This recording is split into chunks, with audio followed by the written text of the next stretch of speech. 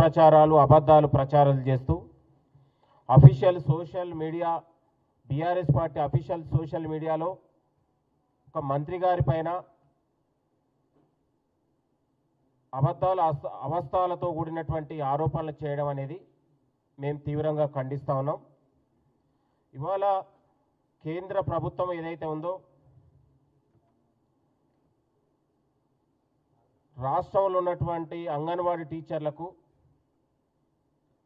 38,130 mobile ఫోన్లను కొనుగోలు చేయాలనేది నిర్ణయించినటువంటి సందర్భంలో 44,42 లక్షలతోని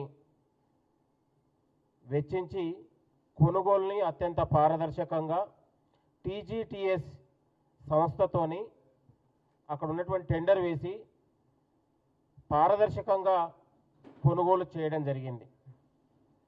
ఇవాళ దీన్ని అబద్ధాలు అసత్యాలు ఇచ్చేస్తూ 44 కోట్ల టెండర్ను మార్చి 54 కోట్లని పదే పదే అబద్ధాలు అవాస్తవాలు చేసి అది బీఆర్ఎస్ పార్టీ లేకపోతే బ్లాక్ మెయిల్ రాజకీయ పార్టీ అనేది అర్థం కావట్లేదు. గతంలోనే కంచె గచ్చిబౌలి అంశంలో ఈ ఆరోపణలు చేసినటువంటి వ్యక్తులే కంచె గచ్చిబౌలి అంశంలో మార్ఫింగ్లు ఫోటోలు వీడియోలు చేసి అక్కడ ఉన్నటువంటి అనేక కథనాలకు కట్టుకథలల్లి పిట్టకథలల్లిన సందర్భంలో కోర్టు కూడా వాళ్లకు ఇవాళ కేసు సుమోట కేసుగా నమోదు చేసిన సందర్భంలో జైలుకు పోయినటువంటి విషయాన్ని మర్చిపోక ముందుకే ఒక నిజాయితీ గల మంత్రి గారి పైన ఇలాంటి ఆరోపణలు చేయడం అనేది తీవ్రంగా మేము హెచ్చరిస్తా ఉన్నాం బిడ్డ.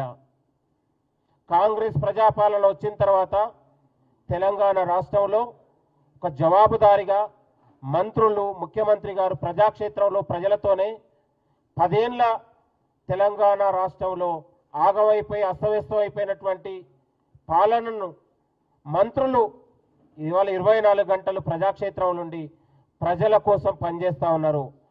మీరు నిజంగా బాధ్యత గల సోషల్ మీడియా అయితే తెలంగాణలో ప్రజల సమస్యలు ప్రభుత్వానికి తీసుకురావడంలో కానీ ఇంకేదన్నా ఉన్నటువంటి ప్రజలకు ఉన్నటువంటి ప్రభుత్వానికి ఏదన్నా చేరవేసే అంశంలో మీరు ఏదైనా సూచన చేస్తే విజ్ఞప్తి చేస్తే అది గౌరవంగా మేము స్వీకరిస్తాం.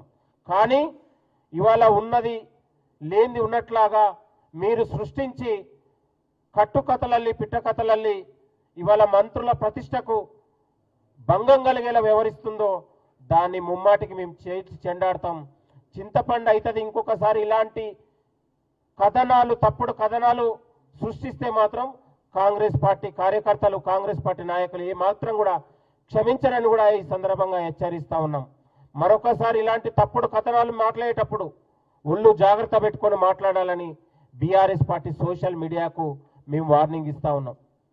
ఇక ఇంకొక అంశం, అతను ఒక శాంసంగ్ ఫోన్లు తీసుకొచ్చి ఇవాళ ఇది 8,500కి మాత్రం దొరికే ఫోన్ను 11,650కి ఇవాళ టెండర్ ద్వారా తీసుకొచ్చిరని ఒక దిగజారుడు మాటలు ఇవాళ మాట్లాడే ప్రయత్నం జరుగుతూ ఉంది.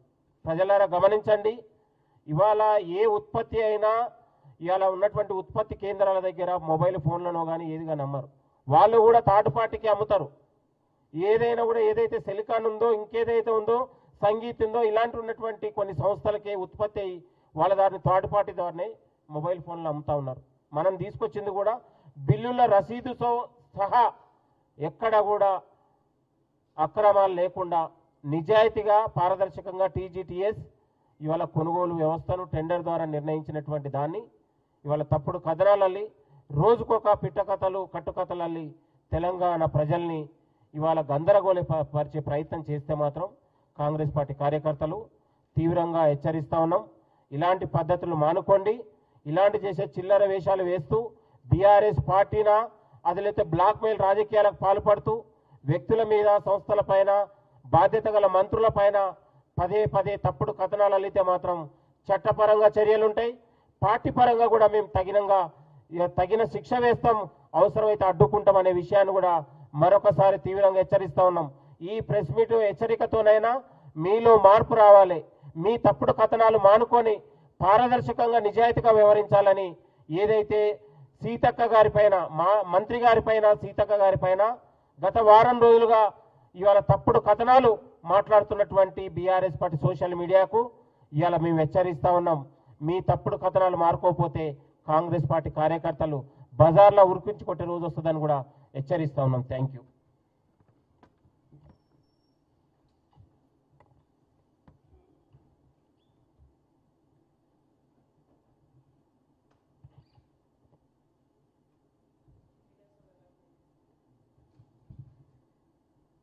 మీడియా సోదరులకు నమస్కారం.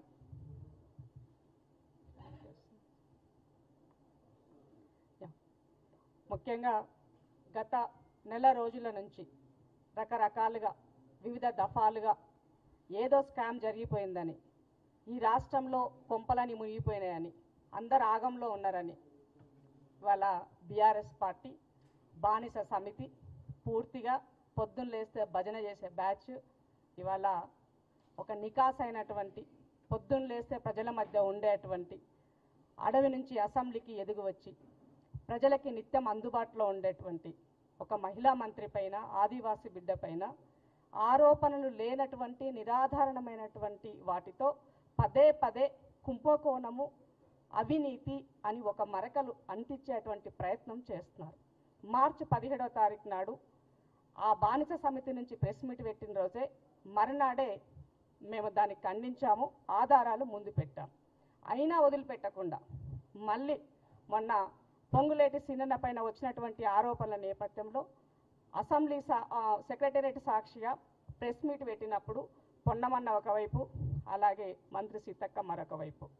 ఆ మరునాడే వీళ్ళపైన మళ్ళీ కథనాలు మొదలైనాయి. నేనేమడుగుతున్నానంటే, మీరు దమ్మున్నోళ్ళైతే 10 సంవత్సరాలు మీరు రాజకీయం చేసినారు కదా, ప్రభుత్వాన్ని నడిపినారు కదా, మరి నువ్వు చేసినప్పుడు జరిగినటువంటి టెండర్లో జరిగినటువంటి వాటి పట్ల అవకతవకలు జరిగినాయని నువ్వు ఒప్పుకుంటావని అడుగుతున్నాను నేను. 2018లో ఇదే సెంట్రల్ గవర్నమెంట్ స్కీమ్ కింద 10,000 రూపాయల ఫోన్ని 9,945 రూపాయలకు సేమ్ థర్డ్ పార్టీ అయినటువంటి TGTS నుంచే చేశారు.